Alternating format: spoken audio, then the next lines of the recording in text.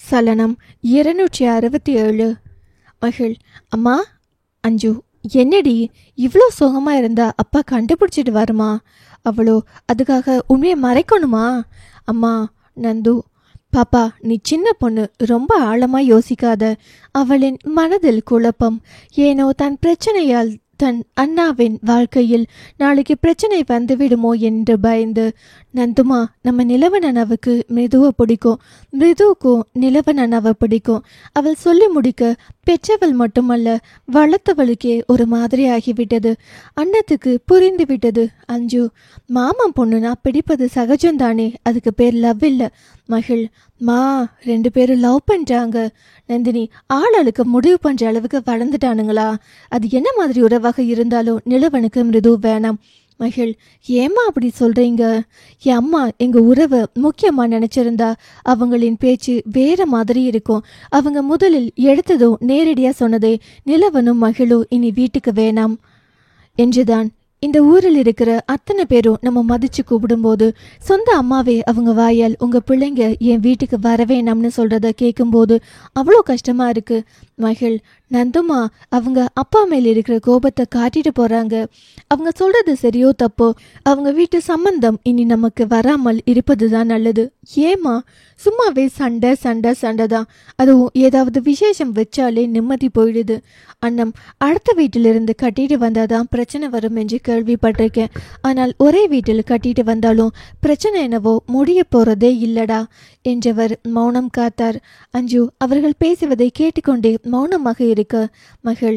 அப்பதா, இப்படி சைலண்டா இருந்தா என்ன பண்றது? நந்துமா கிட்ட சொல்லுங்க, அப்பா கிட்ட சொல்ல வேணாம்னு. அண்ணம் பேத்தியை ஏதோ கடவுளை போல் பார்த்தார்.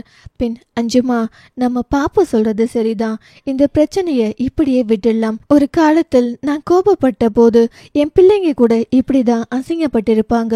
உங்க அம்மா பேசுறதுக்கு ஆரம்ப புள்ளி நானா கூட இருந்திருக்கலாம். அதையெல்லாம் கொஞ்சம் மறங்க. இன்னைக்கூட போற உறவாக இருந்தால் போன்னு போயிடலாம். அது வேணவே வேணாம்னு சொல்ல முடியாத ஒரு உறவு, நமக்கு முக்கியமான இரத்த பந்தம். நந்தினி, நீயும் அதை கிட்ட சொல்ல வேணாம். அஞ்சு, அதெல்லாம் முடியாது. நான் என் வீட்டுக்காரர்கிட்ட சொல்லுவேன். மகிழ். மா, என் அப்பாவை கொலைகாரன் ஆக்க பாக்குறீங்களா? எனக்கு என் அப்பா வேணும். என் அப்பா விட்ட வார்த்தைக்கே இன்னைக்கு இவ்வளோ வஞ்சகம் வச்சுக்கிட்டு உங்க அம்மா நடந்துக்கிறார் என்றால் நாளைக்கு தீரன் மீது அப்பா கையை வைத்து விட்டார் என்றால் நினைத்து பாருங்க. அன்போட காலம் வரைக்கும் சண்டை நீண்டிக்கிட்டே போகும். அண்ணம் பேத்தியின் முகத்தை பார்த்து, இந்த வயசில் நீ உன் அண்ணனுக்காக இவ்வளோ யோசிக்கிறியே, அதை நான் பார்த்துக்கிட்டு இருக்கேன்.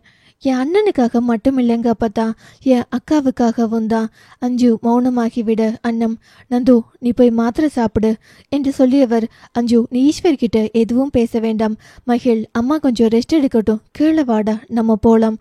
அவளோ, அம்மா அப்பா வர டைம், நீங்கள் கோவிலுக்கு கிளம்பி போங்க, நான் தேவ் பார்க்க போகிறேன் என்றவள் கீழே வந்தாள்.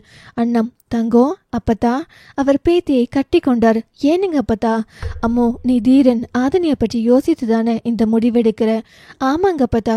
ஒருவேளை அவளுக்கு அந்த ஆள் பிடிச்சிருந்து நம்ம சண்டையால் கல்யாணம் நடக்காம போனா அவள் மனம் எவ்வளோ கஷ்டப்படும் சொல்லுங்க. சின்ன வயசுலேருந்து அம்மா அப்பா பாசம் கிடைக்கல. இப்போ இவங்க தான் அம்மா, இவங்க தான் அப்பான்னு தெரிஞ்சா மட்டும் என்ன ஆனது அவளுக்கு? தெரிஞ்சும் பேச முடியாது. இந்த நேரத்தில் அந்த ஆள் பற்றி தெரிய வந்தால் அவ மனசு எவ்வளோ வலிக்கும். அவ இனிமேலாவது சந்தோஷமா இருக்கட்டும். நீ அப்படியே குட்டி ஈஸ்வர் தாண்டா. இந்த ரத்தம் என் மகனுடைய ரத்தம். அது தனக்காக யோசிக்காது. உனக்கு எவ்வளோ வலிக்கும் உன் அம்மாச்சி பேசின பேச்சில். அவங்க வேணாம் அப்பதா, நமக்கு அப்படியெல்லாம் வேணாம்னு சொல்லக்கூடாது. அப்பதா, சொல்கிறேன்னு தப்பாக நினச்சிக்காதீங்க. அம்மாச்சியா? ஐயோ சாமி, அவங்க வேணா அப்பத்தா நமக்கு. அவங்களுக்கு நம்ம மீது அன்போ பாசமோ கிடையாது. நான் ஆதனிக்கும் அண்ணாவுக்காகவும் தான் சண்டை வேணாம்னு யோசிக்கிறேன். அவங்களுக்காக யோசிக்கிற சரிதான். அதுக்காக உங்ககிட்ட அசிங்கமாக நடந்தவட நான் சும்மா விட மாட்டேன். அவரை பார்க்க நீ அப்படி விட்டதால் தானே உனக்கும் அவனை பிடிக்கும்னு சொல்கிறாங்க. இதுக்கு எனக்கு என்ன பதில் சொல்கிறதுன்னு தெரியலங்க அப்பத்தா. ஆனால் இனி அப்படி நடந்தா நான் கண்டிப்பாக ஏதாச்சும் பண்ணுவேன் என்றவள் வரேனுங்க அப்பத்தா என்று வெளியே வந்தாள். என்ன நினைத்தாலோ, கார் எடுத்தால் டிரைவருடனே அப்பாவிற்கு அழைப்பார். யாராச்சும் நம்மை பின்தொடர்வார்கள் என்பதால் யாரிடமும் சொல்லாமல் தன் அம்மாவின் பழைய வண்டியை எடுத்துக்கொண்டு கிளம்பினாள். அவளுக்கு நினைப்பு நம்ம சொல்லாமல் போனால் தன் அப்பாவுக்கு தெரியாது என்று அவளோ வெளியே கிளம்ப நினைக்கும் வேளையில் அண்ணம் ஓடி வந்து தனது செல்போனை கொடுத்து இதை எடுத்துட்டு போ. அதை வாங்கி கொண்டு அவள் வீட்டை விட்டு வேளம்பாளையத்திலிருந்து அனுப்பர்பாளையம் புதூர் பிரிவு வரை கூட சென்றிருக்க மாட்டாள். செல்போன் சுருங்கியது. அப்பத்தாவின் செல்போன் என்பதால் தாத்தா தான் என்று நினைக்கும் போது அழைப்பு ஈஸ்வரிடமிருந்து. ஐயோ அப்பா என்று சொல்லி வண்டியை ஓரங்கட்டி நிறுத்திவிட்டு, அப்பா இத்தனை கார் இருக்க ஏன் அந்த வண்டி எடுத்துட்டு போற? அப்பா அது என்ன பழக்கம் சொல்லாம போற? அப்பா என்னமோ புது பழக்கம் பழகுற? அப்பா அது இல்லைங்கப்பா, என்னமோ பழக்கம் இது. இங்கே குமார் நகர் வரைக்கும் தானுங்கப்பா, தேவ் வீட்டுக்கு தானுங்கப்பா நோட்ஸ் வாங்கணும். அதான். அம்மா எங்க வீட்டில்? அவகிட்ட சொல்லிட்டு வந்தியா? ஆமாங்கப்பா, எப்போவுமே நீ கிளம்புனா எனக்கு அம்மா கூப்பிடுவாங்க. இன்னைக்கு அவளும் கூப்பிடல. மகளுக்கு என்ன பதில் சொல்வதென்றே தெரியவில்லை. ஒருவேளை அம்மா நான் வெளியே போறேன்னு சொன்னதை கவனிக்காமல் இருந்திருப்பார்களோ என்று யோசித்து கொண்டிருந்தாள். அம்மோ வாத்தா உன்னை அனுப்பிட்டு என்கிட்ட போறேன்னு சொல்ல சொன்னாளா? பா அம்மா தலைவலியில் இருந்தாங்க, அதான் சரியா கவனிச்சிருக்க மாட்டாங்க போல. இப்போ எப்படி இருக்கா? அம்மாவுக்கு தலைவலினா அவளுக்கு மாத்திரை ஏதாச்சும் கொடுத்தியாடா? இல்லைங்கப்பா. அஞ்சு தலைவலி என்றால் மகள் கவனித்து கொள்வாள். யாருக்கு உடம்பு சரியில்லை என்றாலும் வீட்டை விட்டு வெளியே போகாதவள் தன் பெண். இந்நேரம் 3 போனாவது பண்ணி தனக்கு உடம்புக்கு முடியல என்பது ஏதாவது முறையில் தெரிவித்துவிடும் குணம் அஞ்சு உடையது. இல்லை அம்மாவாச்சும் கவனித்து கொள்வார்கள். யாரும் வீட்டிலிருந்து எதுவும் சொல்லாமல் இருக்கிறார்கள் என்றால் ஏதாவது பிரச்சனையில் இருக்கிறார்களா என்று அவன் மனம் யோசித்தது. பின் அம்மோ அப்பா உனக்கு ஏதாச்சும் பிரச்சனையா? அதெல்லாம் இல்லைங்கப்பா. அப்புறையே உன் குரல் ஒரு மாதிரி இருக்கு. ஒரு நிமிடம் மௌனமாகிவிட்டாள். இதுதான் தன் அப்பாவின் அன்பு பாசம் என்பது. சொல்லாமலே புரிந்து கொள்வது தானே தன் அப்பாவிற்கு. அப்படி ஒரு தன்மையை கொடுத்த கடவுளுக்கு நன்றி சொல்லிவிட்டு இல்லைங்கப்பா என்றவள். I love யூங்கப்பா.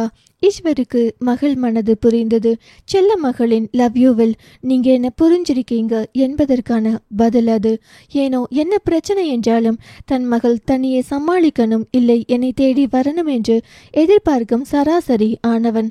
அம்மோ அப்பா அப்பா கிட்ட சொல்ல முடியாத பிரச்சனையாடாமா? அதெல்லாம் இல்லைங்கப்பா. இங்க பாருடா, உன்னை பார்த்துக்கிறத விட அப்பாவுக்கு முக்கியமான வேலை ஏதும் இல்லை, சரியா? புரிஞ்சுதுங்கப்பா. சரி சரி, பத்திரமா போயிட்டு வா. இதுதான் லாஸ்ட். சொல்லாம எங்கேயும் போகக்கூடாது, சரியா? சரிங்கப்பா என்ன போதே. ஏ இங்க தனியா நின்று யார்கிட்ட கடலை போடுற என்று துருவனின் குரல் கேட்டு நிமிர வெள்ளை நிற காரில் துருவன் டிரைவர் சீட்டில், தீரன் அந்த பக்கம். இருவரின் விழிகளும் ஒரு நிமிடம் சந்தித்து மீண்டது. ஏனோ அவனை கண்டதும் கண்களில் அனல் தெரித்தது. அவளின் திமிரான பார்வை அவனை ஏனோ ஆங்காரத்திற்கு இழுத்து சென்றது. அவளோ துருவனிடம், ஏன் என் பாய் ஃப்ரெண்ட் ஈஸ்வர். யாருமா? துருவன். அவனோ, ஏ என்ன மொட்டையா பேர் சொல்ற? மாமாங்கன்னு சொல்லு. அதில் அவள் சிரிக்க, துருவன், ஹே உன்கிட்ட தான். யாரு ஃபோனில்? நீ பேசு என்று ஃபோன் கொடுக்க அவனோ, ஹலோ. என்னடா? என்னடா என் மகளை வம்பிழுக்கிற? ஐயோ மாமா நீங்களா? நலமா என்று விசாரித்து விட்டு, மாமா என் மாமன் பொண்ணு தனியா நின்னா கேட்கணும்ல. சிரித்தவன், சரி அதெல்லாம் நான் பார்த்துப்பேன். அம்மோ தேவ் வீட்டுக்கு போகுது, நீ கிளம்பு. சரிங்க மாமா என்று தீரனை பார்க்க அவனோ பயந்து விட்டான். தன் கையில் ஏதும் செல்போனை கொடுத்து பேசி என்று சொல்லிவிடுவானோ என்று அவன் முகம் போன போக்கில் துருவன் பேசி முடித்துவிட்டு மகளிடம் கொடுக்க அவளோ அப்பாவிடமும் சொல்லிவிட்டு துருவனிடம் திரும்பி, சரி கிளம்புற என்றவள். என்ன நினைத்தாலோ, துருவா உன் அண்ணாவை எப்போதுமே கொஞ்சம் அறிவோடு பேச சொல்லு. உன் அண்ணா ஒன்றும் மன்மதன் இல்லை என்று சொல்லிவிட்டு அவள் வண்டியை எடுத்துவிட்டு முன்னாடி போக ஏதோ யோசனையில் இருந்தவன் அவளின் வார்த்தையில் கடுப்பானான். என்னடி சொன்ன என்று அவன் கடுப்பாகி கேட்கும்போது அவள் பறந்து விட்டாள். தீரன், துருவா நீ இறங்கி ஆட்டோவில் போ. ஏன்? எனக்கு வேலை இருக்கு என்றவன் வண்டியை நிறுத்தி அவனை இறக்கிவிட்டு அவளின் பின்னே போனான். சலனம் 268. மகிழ் தேவ் வீட்டின் முன்பு நிற்க அவனோ அவளுக்காக காத்திருந்தான். மகிழ், என்னடா வெளியே கிளம்பிட்டியா? நான் டிஸ்டர்ப் பண்ணிட்டேனா? உன்னை விட எனக்கு எதுவும் முக்கியம் இல்லை. அப்புறம் எங்க கிளம்பி நிக்கிற? Just 5 minutes. பிரியாவின் அம்மா வர சொன்னாங்க. அவள் நான் அப்புறம் கூட போயிருப்பேன். ஆண்டிங்கிறதால் தான் போய் பார்த்துட்டு 10 நிமிஷத்துல வந்துடுவேன்.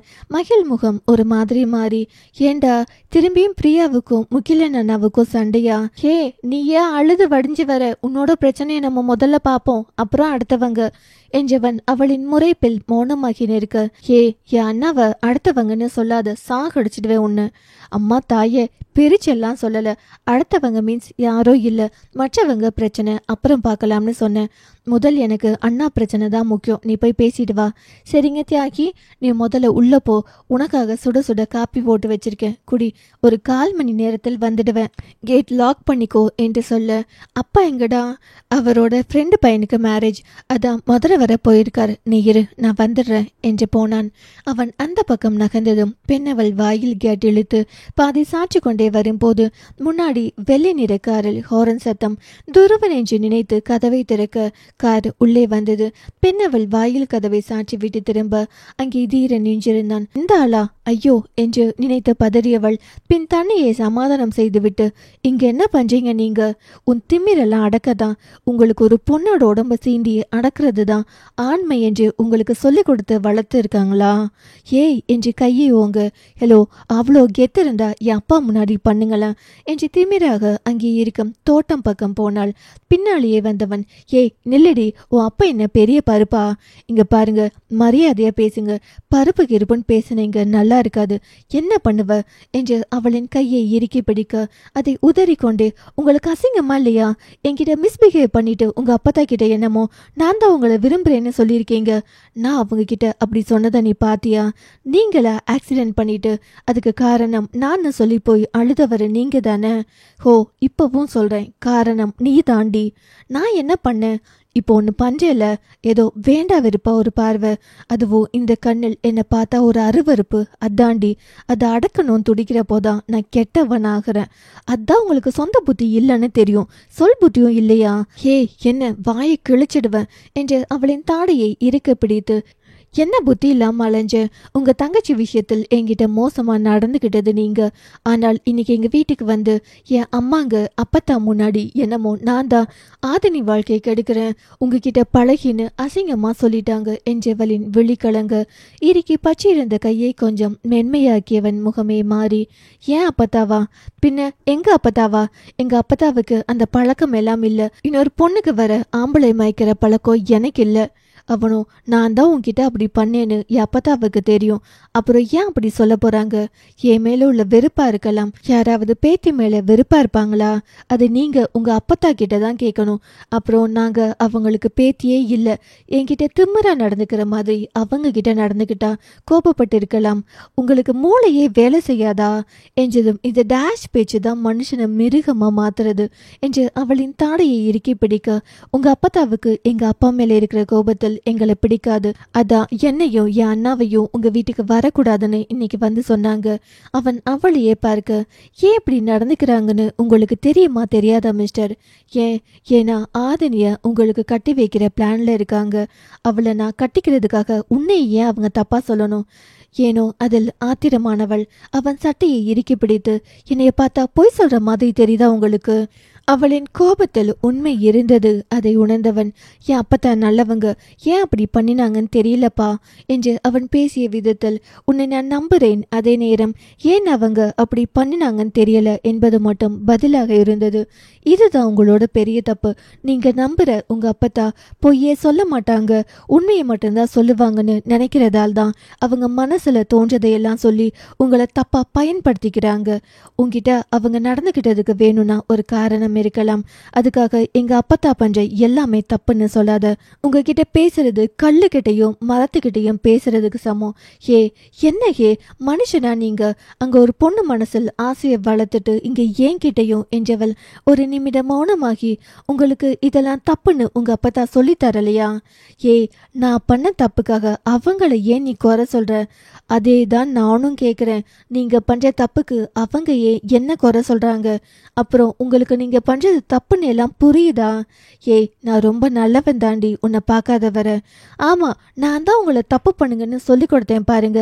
வெளிநாட்டில் என்னத்தை கத்துக்கிட்டீங்களோ இல்லையோ, ஒரு பொண்ணுகிட்ட மோசமா நடந்துக்கிறத மட்டும் நல்லா கத்துட்டு வந்திருக்கீங்க.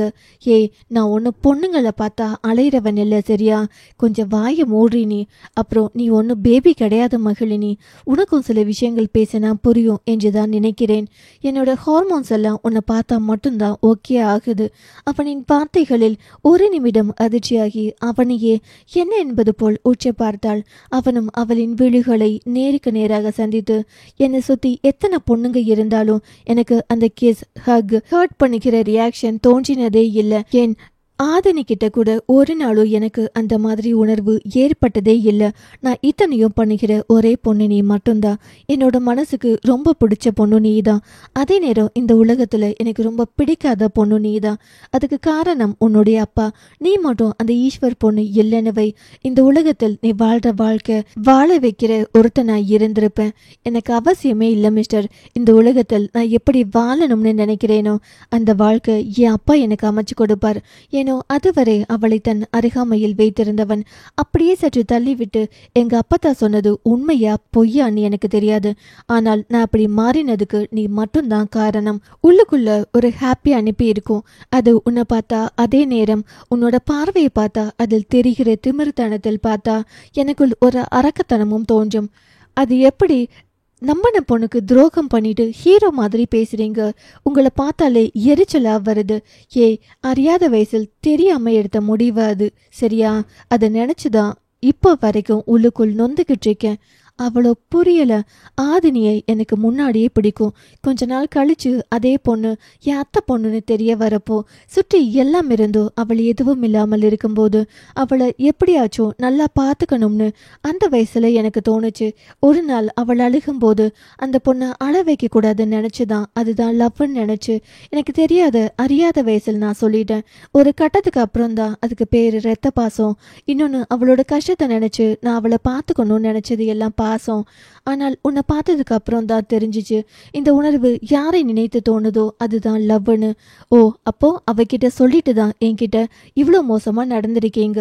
ஒரு பொண்ணுக்கு வாக்கு கொடுத்துட்டு அதை மறந்து என்கிட்ட நீங்க அப்படி நடந்து கொள்வது எவ்வளோ பெரிய தப்பு தெரியுமா? முட்டாள் டேஷா நீ. டேஷ் கீஸ் பேசாதீங்க. மரியாதை எனக்கு ரொம்ப முக்கியம். உன் மரியாதை தூக்கி குப்பையில போடுடி. என் மனசை சார்ந்து உன்கிட்ட பேசிட்டு இருக்கேன். நீ என்னமோ பிலோசபி பேசிட்டு இருக்க. எனக்கு உன்னை தவிர எனக்கு தெரிந்து இதுதான் லவ்.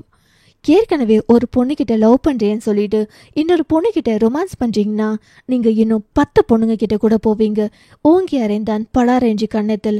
ஏனோ தன்னை செல்லமாய் பொத்தி வளர்த்த உறவினர்கள் மத்தியில் தன்னை அடிக்கும் அதிகாரத்தை எடுத்துக்கிட்டவனை நினைத்து கோபம் தலைக்கேற அவனை ஓங்கி அடிக்க போக அவனும் அவளின் கையை இறுக்கி பிடித்தான். உந்தி உந்தி பார்த்தவளால் அவன் கைப்பிடியில் இருந்து விலக முடியவில்லை. ஒரு கட்டத்தில் கடுப்பானவள், உங்களுக்கேற்ற பொம்பளைங்க ரோட்டில் இருப்பாளுங்க, காசு கொடுத்து கூட கூப்பிடுங்க, எங்களை ஏமாத்துற வேலை வச்சுக்காதீங்க என்று அவனை பிடித்து அங்கே இருந்து நீச்சல் குளத்தில் தள்ளிவிட்டாள். அவனை மட்டும்தான் தள்ளிவிடுகிறோம் என்று நினைத்த வேளை அவனோ அவளை இடுப்போடு இழுத்து பிடித்து இழுக்க இருவரும் நீச்சல் தொட்டிக்குள் சேர்ந்து விழுந்தார்கள்.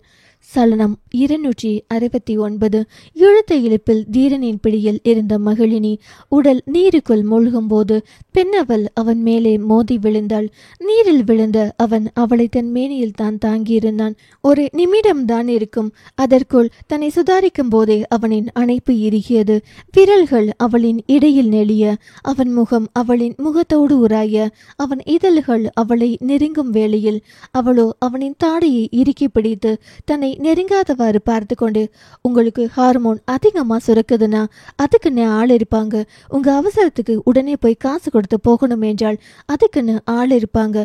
அங்க போய் பேசி உங்களின் விருப்பத்தை நிறைவேற்றிக்கிறதுக்கு ஒரு கால்கள் பிடிச்சிட்டு வந்து தர சொல்லுங்க உங்க அப்பத்தாவிடம். அதுவரை ஏதோ சிந்தனையில் இருந்தவன் சற்று தெளிந்து, ஏய் என்னடி பேசுற? இப்படி பேசாத, இவ்வளோ சீப்பா பேசாத மகள். அவ்வளோதான் சொல்லிட்டேன். அவ்வளோ வளர்ப்பு சரியா இருந்தா இப்படி அசிங்கமா அத்து மீற மாட்டேன். மாட்டீங்க. இந்த திமிர் பேச்சு தாண்டி என்ன உசுப்புது. நீ இப்படி பேச பேச உனக்கு கசக்கி பிழிஞ்சு தின்னு துப்பணும் போல இருக்கு. அப்புறம் அவ்வளோ சீன் எல்லாம் இங்கே இல்லை, மரியாதையா தள்ளி போயிடுங்க என்றவளின் பேச்சில் இந்த எகத்தாளம் அவனை கடுப்பின் எல்லைக்கு இழுத்து சென்றது. அவன் தன் சட்டை காலரை தூக்கிவிட்டு அவளை நெருங்கி, உன்னை தவிர எவக்கிட்டோ எனக்கு எதுவும் தோன்றியதில்லடி. கோள்கள் போற அளவுக்கு கேடு கட்டவன் இல்ல, சரியா? ஒழுங்கா தள்ளி போங்க, இல்லாட்டி கஷ்டமாயிடும். போகாட்டி என்னடி பண்ணுவ? கையை தூக்கினாள். என்ன நினைத்தாலோ படக்கென்று கீழே போட்டு விட்டாள். ஓ அடிப்பியா? எங்க அடி? எதற்கெடுத்தாலும் கை நீட்டக்கூடாதுன்னு ஒரு கட்டுப்பாட்டுடன் தான் வளர்ந்திருக்கேனா? பிறக்கும் போதே யார்கிட்ட எப்படி நடந்துக்கணும்னு சொல்லி சொல்லி வளர்த்துருக்காங்க எங்க வீட்டில். ஓ அப்போ என்ன மட்டும் ஊர்மையை விட்டிருக்காங்களா? அதை ஏன் வாயால் சொல்லணுமோ?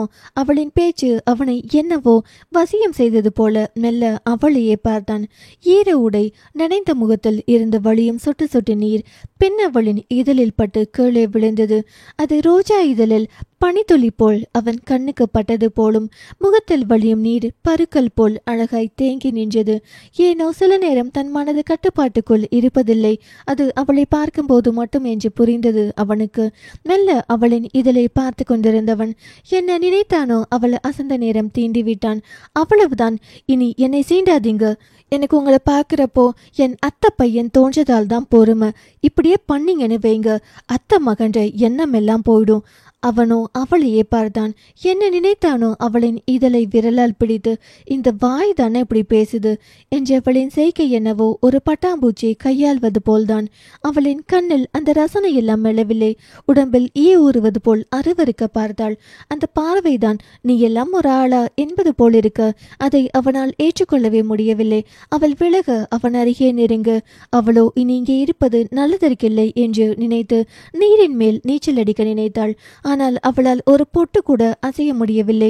தன் இடைக்கு அவன் வேலி போட்டிருந்தான் விரலால். தன் கால்களால் அவன் கால்களோடு பின்னி இருந்தான். அவளின் அருகாமையை அறவே வெறுக்கும் அவளின் உடல் மொழியை அவன் அறிந்தான். ஆனாலும் அவன் விடுவதாயில்லை. அதை உணர்ந்த மகிழ் நகர போனாலும் உடம்பு என்னவோ அவன் மேல் உராய்வது போல் தோன்ற, ஹலோ, உங்களுக்கு ஃபீல் வந்தா யாரு என்னென்னலாம் பார்க்க மாட்டீங்களா? இப்போ என்ன பண்ணின? அசிங்கமா அட்டைப்பூச்சி மாதிரி மேலே ஒட்டிட்டு இருக்கீங்க. நீங்க என்கிட்ட இவ்வளோ அசிங்கமா நடந்துக்கிறது சாக்கடையில் குளிக்கிற மாதிரி இருக்கு.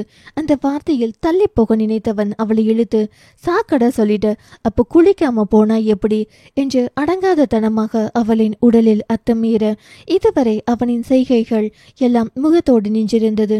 எப்போது கைகள் பெண் அவளின் உடலோடு ஊடுருவியதோ அப்போது அவள் ஆக்ரோஷமாய் மாறி அவனை தள்ளிவிட்டு, பொம்பளை பொறுக்கி சி என்று தள்ளிவிட்டவளுக்கு அழுகை. இதுவரை தன்னை தவிர யாரும் தொடாத தன் அங்கத்தில் ஒரு ஆணின் விரல், ஏனோ தன் மனம் வெறுக்கும் ஒருவன் விரல் பட்ட நொடி அந்த உடலை எரித்துவிடும் அளவிற்கு கோபம் அவளுக்கு. கோபம் அழுகையாய் மாறியது. அவள் கண்ணெல்லாம் கலங்கி நீச்சல் குளம் விட்டு மேலே வந்தாள். ஏனோ அவளை எப்படியாவது கஷ்டப்படுத்தி விடணும், திமிரை அடக்கணும் என்று நினைத்தவன் மனமே அவளின் கண்ணீர் கண்டவுடன் தான் தவறாக நடக்கிறோம் என்று உணர்ந்தது. அவளின் ஆங்காரமான பேச்சுக்கு அடிபணியாத மனம் அவளின் விழிநீருக்கு கட்டுப்பட்டது போலும். அவனும் மேலே வந்தான். பின்னாடியே வந்து மகள் அவள் திரும்பாமல் போக, ஏய் நில்லு என்று மன்னிப்பு கேட்க வேண்டி அவளின் கைப்பிடித்தான். இம்முறை அவளுக்குள் இருந்த இரக்கம் அத்தை மகன் என்ற எண்ணம் எல்லாம் மறந்து போனது. உன்னை தொட்டவன சும்மாவா விட்ட என்ற அப்பத்தாவின் குரல் வேறு காதோடு ஒலிக்க அவனை அடிப்பதற்கு அங்கே ஏதாவது கிடைக்குமா என்று தேடினாள். அப்போது அவளின் கண்ணில் அங்கே இருந்த கம்பி கண்ணில் பட குனிந்து எடுத்து தன்னை தொட்ட அவனின் கையில் அடிக்கப் போக அவன் ஏ என்று தடுத்து குனியும் போது நெற்றியில் பட்டது. அவளோ அதை கவனிக்காமல் மீண்டும் அடிக்க, ஏ வேணாடி எனும் போது ஆடவனின் கையில் இருந்து கம்பியை எடுக்க முடியவில்லை. அவளின் கவனமெல்லாம் அவன் கையில் இருந்தது. அவன் கம்பியை பிடிக்கவில்லை, ஆனால் கம்பி அவன் கையை விட்டு வரவில்லை. அந்த நேரம் தன் நெற்றியில் சூடாக ஏதோ பட்டு கொண்டிருந்தது. அந்த சூடு குளிரான உடம்புக்கு இதமாகத்தான் இருந்தது. அவனோ கம்பியை கையை விட்டு வேகமாக இழுக்கும் போதுதான் கவனித்தாள். அந்த கம்பியில் இருந்த இருந்த ஆணி ஒன்று அவனின் கைக்குள் துளைத்து சதையை கிழித்து உள்ளே பாய்ந்திருப்பதையும் சற்று நேரத்தில் அதிலிருந்து இரத்தம் வருவதையும் ஐயோ என்று அவள் நிமிர அவன் நெற்றியில் இடது புருவத்திற்கும் நெற்றிக்கும் மத்தியில் அந்த ஆணி ஓங்கி கிழித்து துளைத்து இரத்தம் வடிவதையும் அதிலிருந்து இரத்தம் தெரித்து கொண்டிருந்தது. அவன் அசராது நின்றான். அவளின் விழியில் தென்பட்ட பயம், அவள் கண் கலங்குவதையெல்லாம் கண்டவனுக்கு ஏனோ முன்பை விட இன்னும் பிடித்தது அவளை. அவளின் கோபம் எப்படி கலப்படம் இல்லையோ அதே போலவே அவளின் விழி நீரிலும் போலி இல்லை. இம்முறை அவள் இன்னும் அதிகமாய் பயத்தில் அழுதாள். அந்த இரத்தத்தை பார்த்து அவள் அவனையே பார்க்க அவனோ கையில் பதிந்திருந்த ஆணியை பிடுங்கிக் கொண்டிருந்தான். அது வரவில்லை. அவன் நெற்றியில் இரத்தம் குபுக்கு குபுக்கென்று வந்தது. அவளுக்கு அப்போதுதான் தெரிந்தது அவன் இரத்தம் தான் தன் நெற்றியில் பட்டு சூடாக இருக்கிறது என்று. அவனோ அவளின் அருகே வந்து அவள் நெற்றியில் இருக்கும் இரத்தத்தை அவன் வழியை பொருட்படுத்தாது துடைக்கும் போது அவன் கண்ணிலும் செய்கையிலும் காமம் இல்லை. முதன் முறையாக அவனை ஒரு ஆச்சரியத்தோடு பார்த்தாள் அவள். என்ன நினைத்தாலோ வேகமாக தன் துப்பட்டாவை எடுத்து ஈரம் போக பிழிந்து அதை கிழித்து அவன் நெற்றியில் வழிந்த இரத்தத்தை துடைத்து பின் அதில் ஒரு கட்டும் பின் கையில் ஒரு கட்டும் போட்டாள். அவனோ ஏ வெறுத்தா உண்மையா வெறு இல்ல உண்மையா நேசி, எனக்கு எத்தனை ஜென்மம் எடுத்தாலும் உங்களை பிடிக்காது. அவனோ அவளின் கண்களையே பார்த்து கொண்டு அந்த கையில் இருக்கும் இரும்பு கம்பியை இழுத்தான். அது என்னவோ வரவே இல்லை.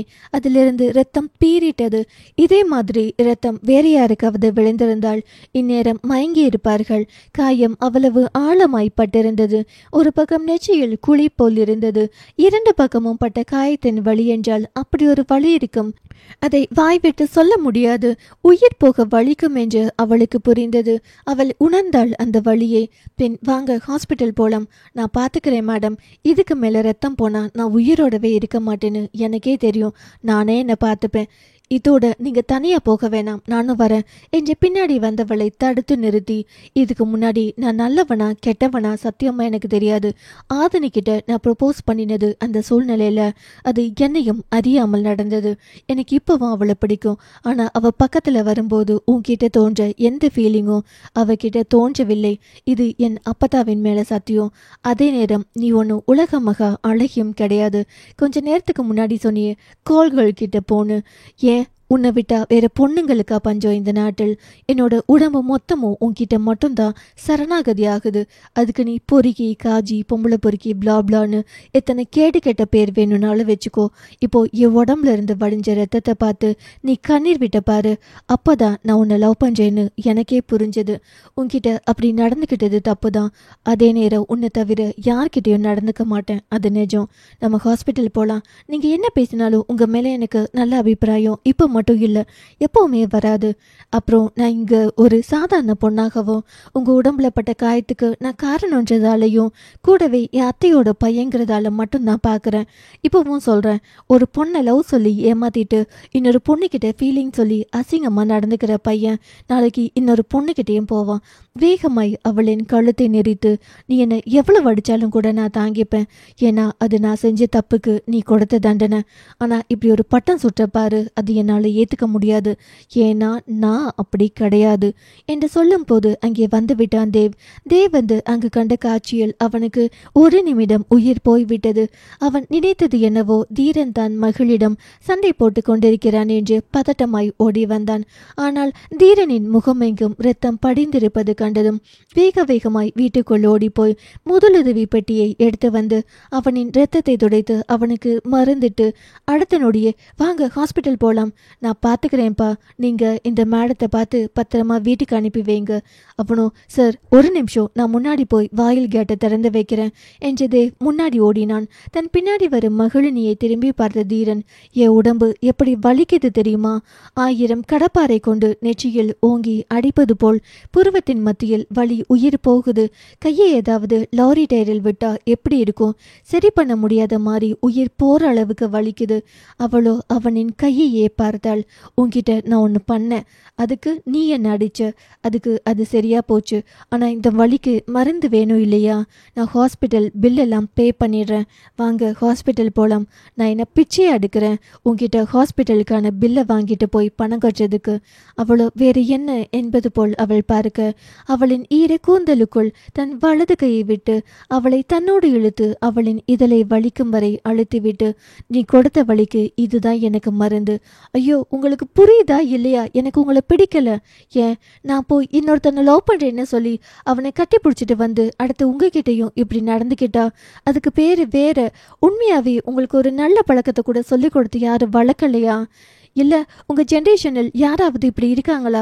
ஒழுக்கத்தை மட்டும் உயர்வாக மதிக்கணும்னு சொல்லி கொடுத்து எங்கள் வீட்டில் வளர்க்கிறார்கள்.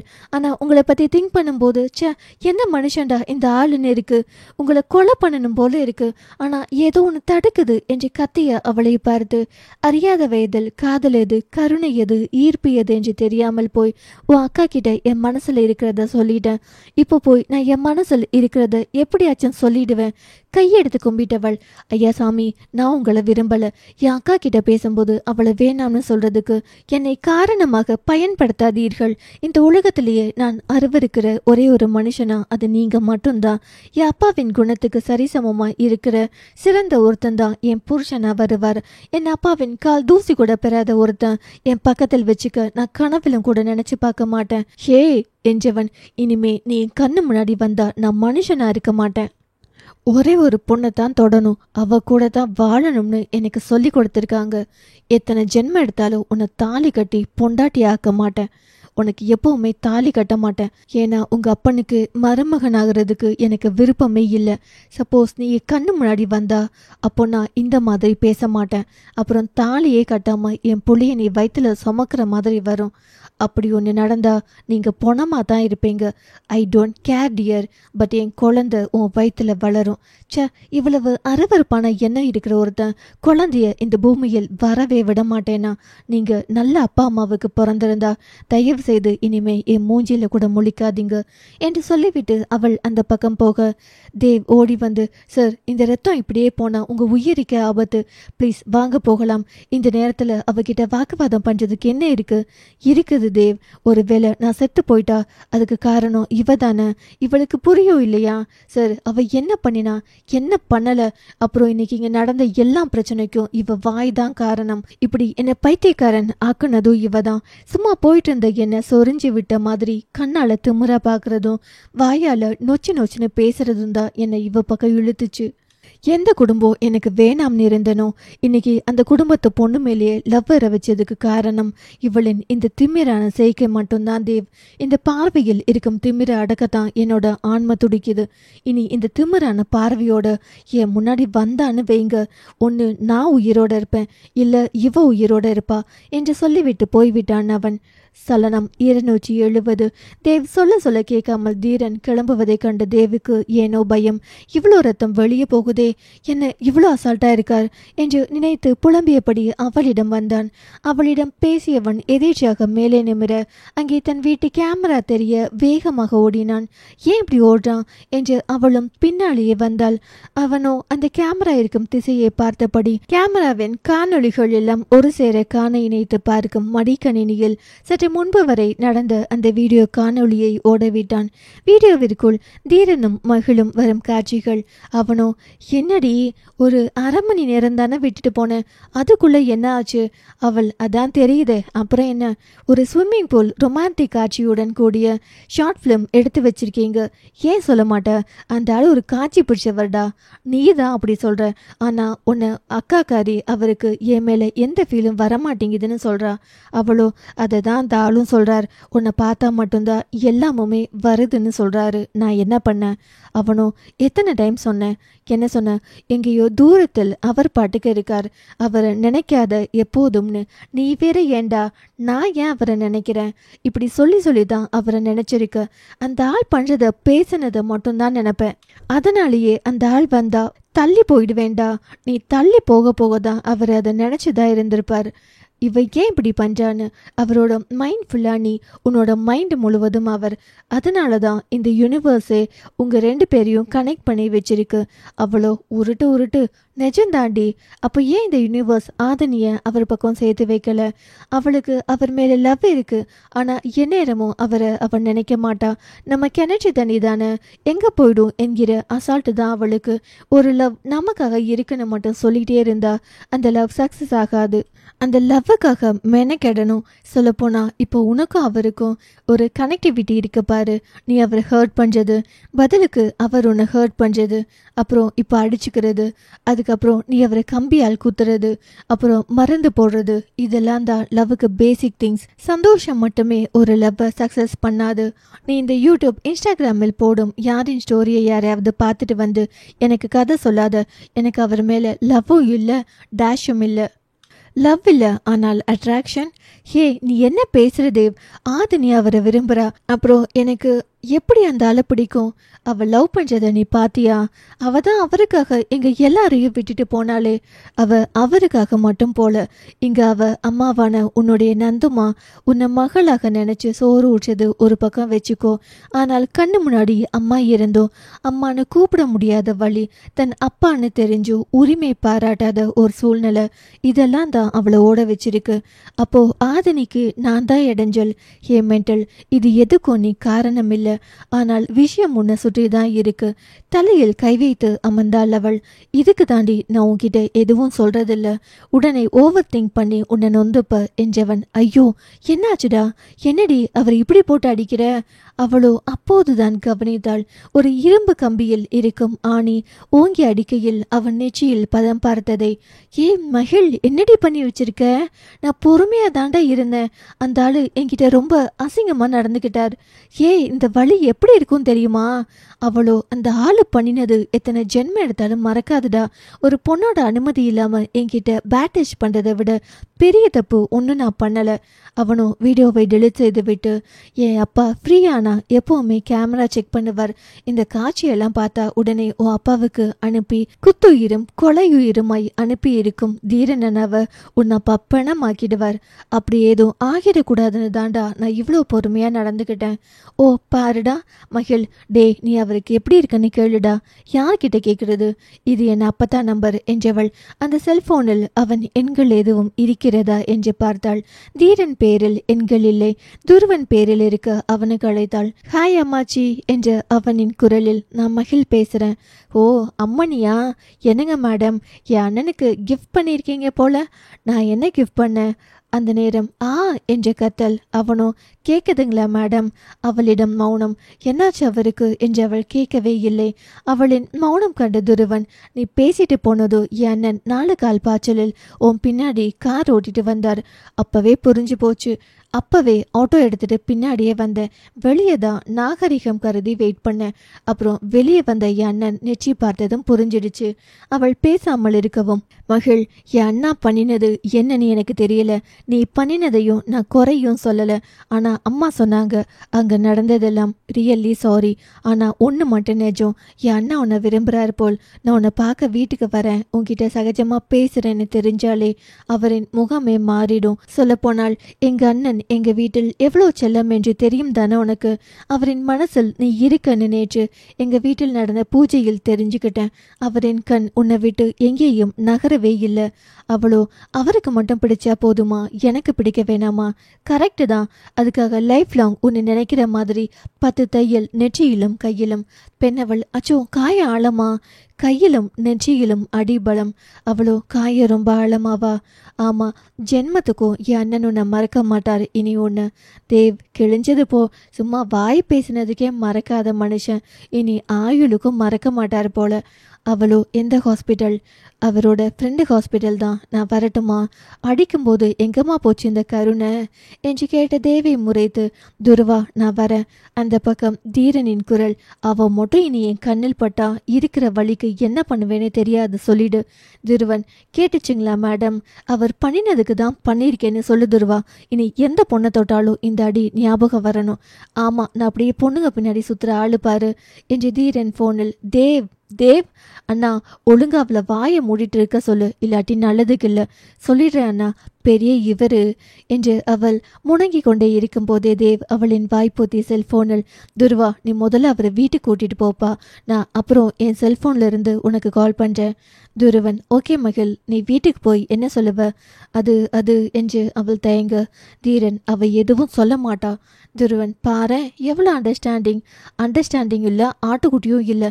அவள் அப்பனுக்கு கெட்ட பேர் வந்துடக்கூடாது, என்னை கொலை பண்ணி அதனால சொல்லலைன்னு டைலாக் சொல்லுவா. அந்த கருமத்தை கேட்கறதுக்கு அவள் வீட்டில் சொல்லியே போடலாம். அவளோ துருவா உங்கள் அண்ணனை ஒழுங்காக பேச சொல்லிக்கோ, ஏதோ காயன்றதால தான் நான் இவ்வளோ பொறுமையாக பேசுகிறேன், இல்லாட்டி எனக்கு என்ன வந்துச்சு, ஃபோனை இப்படிங்க தீரன், உனக்கு என்ன வந்துச்சுன்னா போக வேண்டியதானடி, என்னை ஈர வெங்காயத்துக்கு கூப்பிடுற, நான் செத்தா என்ன பிழைத்தால் என்ன, ஓ வேலையை பார்த்துட்டு போக வேண்டியதானே. அவளோ அழைப்பை துண்டித்து விட்டு இந்த ஆளுக்கு போய் கூப்பிட்டேன் பாரு, என்ன சொல்லணும். தேவ் அவளின் கைப்பிடித்து உனக்கு அவரை பிடிக்குமா, மற்றவங்க புரிஞ்சு காட்டி பரவாயில்ல, நீயும் என்ன இப்படி தான் புரிஞ்சுப்பியா என்று அவள் அழுக அவளை இறுக்கி அணைத்தான். இருவருக்கும் இடையில் இருந்த அந்த நட்பின் இறுக்கம் அவன் தன் அப்பாவிடமும் அண்ணனிடமும் உணர்ந்தது. அம்மோ சொல்லுடா, நான் உன்னை கட்டி பிடிக்கும் போது எப்படி ஃபீல் பண்ற, ஏன் சொல்லு, அப்பா கிட்ட இருக்கிற மாதிரி ரொம்ப பத்திரமா ஃபீல் பண்ற. இந்த உணர்வை தான் எனக்கு தெரிஞ்சு தீரன் அண்ணா ஆதினிக்கு கொடுத்துருக்கணும். அவளோ அதிர்ச்சியில் என்ன மென்டல், நிஜமா தாண்டி சொல்கிறேன், எனக்கு உன்னை கட்டி பிடிக்கிறப்போ எல்லாம் என் அம்மா ஃபீல் வரும், ஆனால் ஆதனியை பார்க்குறப்போ சம்திங் டிஃப்ரெண்ட். ஏ என்னடா சொல்கிற, நீ அவளை லவ் பண்ணுறியா, உடனே ஆரம்பிச்சிடாத, அவள் கண்ணு பார்க்குறப்போ ஏதோ ஒரு சலனம், இப்படி எனக்கு அவளை தவிர வேறு யார்கிட்டையாவது தோணுதான்னு நான் செக் பண்ணினேன். நம்ம பிரியாவை சும்மா ஃப்ரெண்ட்லியாக ஆக்ட் பண்ணேன், ஆனால் அவகிட்ட எந்த ஃபீலும் வரலை. பட் ஆதனை கைப்பிடிச்சப்போ என் உள்ளங்கை வியர்த்தது. மகிழ் இதையெல்லாம் ஏன் என்கிட்ட சொல்லலை? ஹே சொல்லக்கூடாதுன்னு இல்லை, இது சரியா தப்பான்னு தெரியலையா? அவ உன் அக்கா, நான் இப்படி பேசினா நீ என்ன நினச்சிப்ப? கொஞ்சம் பயம். ஆதினி இல்லாட்டி என் லைஃபு ஒரு மாறுதலாக போவதில்லை, அவள் இருந்தாலும் இல்லாட்டியும் ப்ராப்ளம் இல்லை, ஆனால் நீ என் லைஃப்பில் இல்லாட்டி என்னால் அந்த நாள் கடக்கிறதே கஷ்டம். அதான் அந்த ஃபீல் அப்படி எனக்குள்ளே போட்டு புதைச்சிட்டேன். அடமெண்டல், நிஜமா நான் இந்த விஷயத்தில் உன் மேலே கோபந்தான் படுறேன். எந்த கூச்சம் நாச்சம் சங்கடம் பயம் எதுவுமே இல்லாமல் ஒளிவு மறைவில்லாமல் கண்ணாடி மாதிரி மனசாட்சியை அப்படியே நான் உன்கிட்ட காட்டுறேன். அதுதான் நான் உனக்கு உண்மையாக இருக்கேன். நீ ஏன் இப்படி பண்ணின? ஏ பைத்தியம், மறைக்கணும் என்றெல்லாம் இல்லை, இது சரியா தப்பான்னு நீ என்கிட்ட தீரன் டச் பற்றி அன்னைக்கு சொன்னப்போதான் எனக்கே ஃபீல் ஆச்சு. ஒருவேளை தீரன் அண்ணாவுக்கு உன் மேலே அந்த ஃபீல் வந்திருக்குமோ என்னவோ. தேவ் ஒன்று சொல்லட்டுமா, அந்த ஆளுக்கு வரும் 1000 ஃபீல், ஆனால் அவருக்கு மனிதர்களை மதிக்க தெரியாது. முக்கியமாக சொல் பேச்சு கேட்டு வளரும் ஆள் அந்த ஆள். அவரின் அப்பத்தா பேச்சு கேட்டு வளரும் ஒருத்தன் நல்லவனா கெட்டவனான்னு பிரித்தெடுக்க தெரியாத அந்த ஆளை நான் ஆண்கள் லிஸ்டில் கூட வைக்கல. ஒரு ஆண் எப்படி இருக்கணும் தெரியுமா? எப்படி? என் அப்பா மாதிரி. இது முட்டாள்தனம் மகிழ். உன் அப்பா கிட்ட எத்தனை குறை இருக்குன்னு உன் அப்பத்தாவிடமும் உன் அம்மாவிடமும் கேட்டாதானே தெரியும். இங்கே 100% நல்லவன்னு யாரும் இல்லை, 100% கெட்டவன்னு யாரும் இல்லை. நம்ம யாரை எதில் நல்லதுன்னு நினைக்கிறோமோ அதுவே கெட்டதுன்னு சொல்லிட்டு திரியிற கூட்டமோ இருக்கு. உன் அப்பா மாதிரி தான் மாப்பிள்ளை வரணும்னு நினச்சா இந்த ஜென்மத்தில் நீ மொரட்டு சிங்கிள் தாண்டி. வாழ்க்கை முழுவதும் இப்படியே கூட இருந்துடுவேன். இந்த ஆளின் மனைவியாக மட்டும் ஆக மாட்டேன். குடும்பம் தான் ஒருவனுக்கு எல்லாமே. இவரின் வீட்டில் என் அத்தை ஒரு ரகம், என் மாமா ஒரு ரகம், ஆனால் 2 பேருமே செம்ம கேரக்டர். துருவன் அவன் ஒரு தனி மனிதன். அந்த வீட்டில் நேர்மையான ஆளுனா அது துருவன். அங்கே மிருது இருக்கா, அவ கொஞ்சம் மாமா மாதிரி, கொஞ்சம் அத்தை மாதிரி, ஆனால் முக்கால்வாசி அவங்க அப்பத்தா மாதிரி. அவனும் அவளையே பார்த்து இது கம்பெனி இல்லை. சலனம் 271. தீரன் வீட்டுக்குள் நுழையும் போது அவன் தலையில் இருந்த கட்டை பார்த்து விஜயா ஐயோ என்று அவர் கத்திய கத்தலில் மொத்த குடும்பத்தினரும் வந்தனர். என்ன ஆச்சுங்கத்த என்று ஓடி வந்த ஆதிரை மகனின் முகத்தை பார்த்து காலையில் நல்லா போன மகன் இப்படி வந்திருப்பதை கண்டு பயந்து தீரா என்னப்பா இது என்று அவளின் விழியெல்லாம் நீர். இதற்கெல்லாம் காரணமானவள் கண் முன்னால் வந்து போனாள். அவனுக்கு என்னாச்சு தீரா என்ற விஜயாவின் கதறலை கேட்டு பின்னாடி வந்து துருவன் அண்ணா என்ன சொல்லுவார் என்ற யோசனையில் நின்றிருந்தான். அவனோ சின்ன ஆக்சிடென்ட். என்னது ஆக்சிடென்ட் என்ற விஜயாவின் அலறல் கதறலில் தன் வழியை விட தன் அப்பத்தாவின் கண்களில் வரும் நீர் அவனை வருத்தியது. ஆதிரை என்னாச்சுப்பா, எங்க விழுந்த? அம்மா என்னால் இப்போ பேச முடியல, பெயினா இருக்கு, நான் கொஞ்சம் ரெஸ்ட் எடுக்கணும், என்னை கொஞ்சம் விடுங்க என்றவன் நெற்றியில் சுருக் என்ற வழியில் அவன் முகம் போன போக்கில் அனைவரும் அவனை போக விட்டனர். அவன் அறைக்கு போக பின்னாடி வந்த துருவனை கண்ட ஆதிரை உன் கூட தானே வந்தான், என்ன ஆச்சு? மா, எனக்கு மேட்டர் தெரியாது, ஃபோன் பண்ணினார் போனேன், எனக்கும் அண்ணா சொன்னாதான் தெரியும். விஜயா, அது சரி, தீரன் உன் கூட தானே வந்தான், அப்புறம் எப்படி உனக்கு தெரியாதுன்னு சொல்கிற? நான் ஒரு வேலையை பாதியில் இறங்கிட்டேன் அப்பதா. ஐயோ, அழகான முகத்தில் இப்படி கட்டு போட்டிருக்கானே, ரத்தம் ஏதோ நிறைய போயிடுச்சா? ஏனோ அவரின் அருகே போய், அப்பதா இது சின்ன விபத்து, நீங்கள் அழுது அதை பெருசாக்கிடாதீங்க. இது சின்னதா தெரியுதா உனக்கு? ஒரு சின்ன காயம் கூட படாம விழுகாம வளர்த்தேனே. அச்சோ, காலையில் கூட சினிமா நடிகன் கணக்கா இருந்தானே. இவ்வளோ சொல்லி வளர்த்தவங்க கொஞ்சம் யார்கிட்ட எப்படி நடந்துக்கணும்னு சொல்லி கொடுத்து வளர்த்திருக்கலாம் என்று நினைத்தவன் தீரனுக்கான மருந்துகளை அம்மாவிடம் கொடுத்துவிட்டு, அம்மா, அண்ணா கீழே விழுந்துட்டாங்க, அழாதீங்க, சரியாயிடும் என்று சொல்லிவிட்டே போனான். மகள், துருவனி நேரம் வீட்டுக்கு போயிருப்பானா? தேவ் சற்று நேரத்தில் துருவனுக்கு அழைக்க அவனோ, என்ன அந்த அம்மனி கூப்பிட சொன்னாங்களா? மகிழ் ஃபோன் வாங்கி, நான் தான் பேசுகிறேன், அவருக்கு எப்படி இருக்கு, வீட்டில் என்ன சொன்னாங்க? ஆக்சிடென்ட்னு சொல்லியிருக்காரு. உங்கள் அப்பத்தா நம்பிட்டாங்களா? தெரியல, ஆனால் இப்போ பேரன் கீழே விழுந்த பயத்தில் தோண்டி துருவலை. அவர் ஓகேவா? 3 நாள் கழிச்சு பாடி கண்டிஷன் பார்த்து சொல்கிறேன். ஆனாலும் நீங்கள் ஐயன் லேடி தான், அடிச்ச அடியில் 10 தைகள். என் அப்பத்தாவுக்கு மட்டும் நீ தான் அடிச்சதுன்னு தெரிஞ்சாலே போதும், நீ காலி. அவங்க தான் காலி ஆவாங்க. அவங்கள வர சொல்லுங்க சார், நான் பேசுகிறேன். என்ன பையனை வளர்த்து வச்சுருக்கீங்கன்னு? ஃபோனை கொடுக்குறேன், கேட்குறியா? கொடு. எனக்கு என்ன பயமா? அந்த அம்மாவுக்கு கொஞ்சம் நான் யாருன்னு காட்டணும். எப்போ பாரு வாய் இருக்குன்னு ஓவராக பேசுகிறாங்க. நீங்கள் ஜான்சி ராணி பேத்தி தான் மேடம். நான் வச்சிருக்கிறதே ஒரே ஒரு அப்பத்தா தான். அவங்களுக்கெல்லாம் ஒரே அடி போதும், ஜோலி முடிஞ்சிடும். என்னை பார்த்தா எப்படி தெரியுதாக்கும்? யாரை பார்த்தாலும் அடிக்கிற மாதிரியா தெரியுது? சும்மா சொன்னேன், அம்மா வராங்க, ஓகே வைக்கிறேன் என்றவன் நண்பனிடம், சரி தேவ், நான் வீட்டுக்கு கிளம்புறேன். நானும் உன்னை வீட்டில் ட்ராப் பண்ணிட்டு பிரியா அம்மாவை போய் பார்த்துட்டு வரேன். ஆமாம்ல, நீ இப்போவே போய் அங்கே கேளு. முகிலண்ணா கூட கொஞ்சம் டல்லாக தான் இருக்கான். அது எப்படிடி கொஞ்ச நேரத்தில் உன் பிரச்சனை எல்லாம் மறந்துட்ட? ஹே, எனக்கு ஒன்று நான் ஷேர் பண்ண. நீயும் நிலவன்னு இருக்கீங்க. ஏதாவது வந்தாலும் பிரச்சனையை பார்த்துக்க அப்பா இருக்கார். ஆனால் அவன் தனியாக இருக்கான். சரி போய் விசாரிக்கிறேன் என்றவன் கிளம்ப தயாராக பெண்ணவள் வீட்டுக்கு கிளம்பும் முன் தன்னை கண்ணாடி முன்னிறுத்தி சரிப்படுத்தி கொண்டே கிளம்பி போனாள். ஈஸ்வர் வீட்டுக்கு வந்தான். சமையலறையில் அவள் இல்லை. இங்கே அன்பு, மா என்ன ஆச்சு? படுத்திருந்த அஞ்சு, கண்ணா நீ கீழே போமா, மா தலை வலிக்குதா? அவனோ அங்கே இருந்த தைலம் டப்பாவை எடுத்து வந்து தன் வெண்பிஞ்சு விரலில் தைலம் எடுத்து, அம்மா தலை காட்டுங்க என்று மென்மையாய் பூசிக்கொண்டே அமர்ந்திருந்தான். அதில் அவளுக்கு வலியெல்லாம் பறந்து போனது போலும். கண்ணா போய் கையை கழுவு, அம்மா நல்லா இருக்கேன்டா. அப்புறம் ஏன் படுத்திருக்கீங்க? கொஞ்ச நேரம் கண்ணா, நீ போய் ப்ரூனோ குட்டி கூட விளையாடு. அவனோ தனக்கு விவரம் தெரிந்த நாளிலிருந்து தன் அம்மா படுத்து பார்க்காததால் என்னமோ ஏதோ என்று அவளையே சுற்றி கொண்டிருப்பதை கண்டு ஆச்சரியமே அவளுக்கு. ஒரு இடத்தில் அவனை நிறுத்தி வைப்பது என்பது அத்தனை கடினம். ஆனால் படுத்த நொடியிலிருந்து அம்மா அம்மா என்று அருகே இருக்கும் அவனை கண்டு எழுந்து விட்டாள் அவள். அவளெல ஈஸ்வர் அறைக்குள் வர சரியாக இருந்தது. வந்தவன், என்ன ஆச்சுடி? சும்மா தலைவலி. இந்த தலைவலி உன் அம்மா வீட்டுக்கு வந்த பின்னாடி வந்துச்சா இல்ல முன்னாடி வந்துச்சா? அந்த கேள்வியில் ஒரு நொடி ஆவென பார்த்து பின் தங்கள் வீட்டுக்குள் யார் வருவார்கள் போவார்கள் என்று உடனே அறிந்து கொள்ள முடியும் என்பதை எப்படி மறந்து போனோம் என்று தான் யோசித்தாள் அவள். என்னடி பதிலே காணோம் என்ற அவனின் கேள்வியில், ஏன் எனக்கு எதுவும் சொல்லாம இருக்க என்ற அர்த்தம் இருப்பதை உணர்ந்த அவளோ கணவனையே காதலோடு பார்க்க, உனக்கு ஒண்ணுனா நீ என்கிட்ட தானே வரணும் என்ற ஒரு கோபமான பார்வையில் அவன் பார்த்து கொண்டிருந்தான். இங்கே தன் அம்மாவை தன் அப்பா மிரட்டுகிறாரோ என்ற மிரட்டலான கேள்வியில் அன்பு ஓடி வந்து, அம்மாவுக்கு உடம்பு சரியில்லை, திட்டாதீங்க. அதில் அவளின் கவலைகள் எல்லாம் காணாமல் போனது என்னவோ உண்மை. அவளின் முகத்தில் 1000 வாட்ஸ் பல்பு போல முகம் பிரகாசித்தது. இந்த பிரகாசம் எல்லாம் தன்னை கண்டால் அந்த நேரம் அவன் முகத்தில் தோன்றுவது, மகனின் செயலில் அவள் முகம் மலர்வதை அவனும் உணர்ந்தவன். என்னடி அடியால் வச்சிருக்க போல? அவளோ மகனை அள்ளி தூக்கி, என் தங்கம் என்று முகம் எங்கும் முத்தமிட்டாள். அன்பு என்றாலே பயந்து பின்னாடி நிற்கும் தன் மகன் இன்று ஓடி வந்து தன் அப்பாவின் முன்னாடி தடுக்கும் அளவுக்கு பாசம் தன் மேல் மேல் அந்த சந்தோஷம் அவளுக்கு இரட்டிப்பாக இருந்தது. அவளையே கண்ட ஈஸ்வர், பார்த்து கொஞ்சடி, வாய் சுளிக்க போகுது, பொறாம உங்களுக்கு. அவள் மகனின் செயலில் கவலையை மறந்து போனாள். ஈஸ்வர், அன்பு கேளப்போ. அவனோ, அம்மா அம்மா வருவா, நீ போ.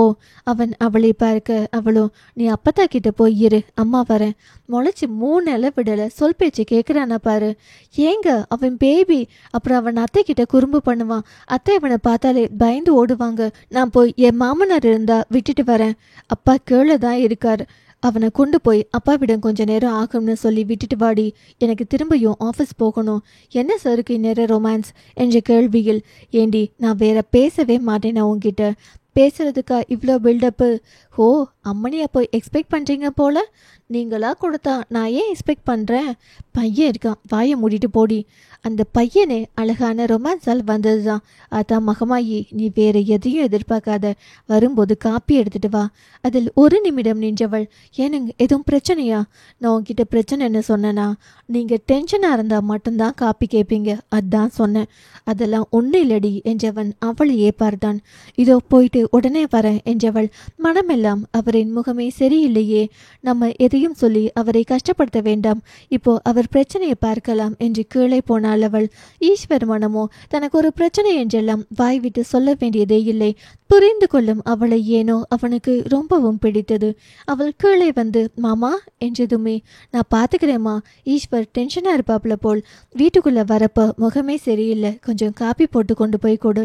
தன் மாமனாரை கண்டுபிடிக்கும் அளவுக்கு இருக்கிறார் என்றால் ஏதோ பிரச்சனை போலும் என்று அவனை விட்டு குடுகுடுவென்று அடுப்படிக்குள் நுழைந்து அவனுக்கு அளவாக ஸ்ட்ராங் காப்பி போட்டு எடுத்துக்கொண்டு தங்களின் அறைக்குள் வர வந்தவளை இறுக்கி அணைத்து கொண்டான்.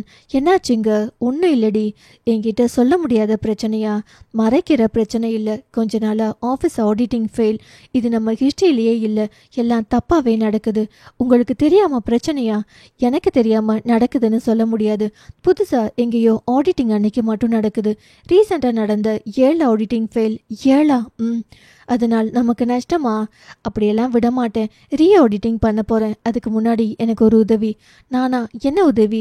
நாளைக்கு மகள் நம்ம ஆஃபீஸில் கொஞ்ச நாள் ஒர்க் பண்ணுற மாதிரி பண்ணணும். உனக்கு ஓகேவா? அவளுக்கு எதுவும் பிரச்சனை வந்துடாதே. ஏன்னா நீங்கள் இருக்கீங்க. அப்புறம் என்ன என்கிட்ட கேட்குறீங்க? அதை பிரச்சனை முடிச்சுட்டு சொல்கிறேன் என்றவன் அவளின் நெற்றியில் முத்தமிட்டு ஒரு 5 நிமிடம் நின்றான். பின் கிளம்பி விட்டான்.